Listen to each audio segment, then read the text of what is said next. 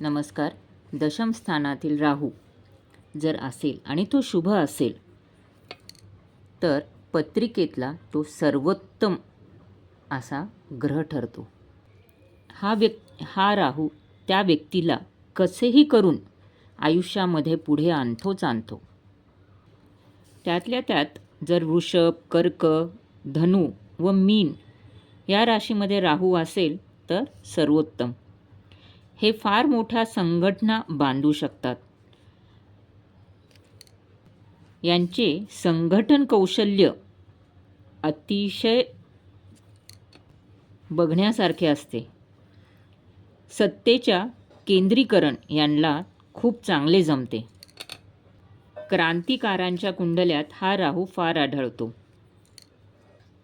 असे लोक समाज कार्यकर्ते, नेते, राजकारणी, सिनी कलावंत, पुढारी, रहस्य कथा लेखक, डिटेक्टिव्ह, गूढ विद्याचे अभ्यासक, ज्योतिषी, खगोलशास्त्र, स्टुडिओचे मालक, संशोधक, पुराणवस्तू संशोधक, स्मगलर्स, मांत्रिक, गुप्तधंदे करणारे, संमोहन विद्येचे प्रयोग करणारे व नशा आणणारे जिन्नस विकणारे, टीव्ही कर्मचारी, जुगारी, मटका धंदा करणारे व असे अनेक बिझनेसेस हे करू शकतात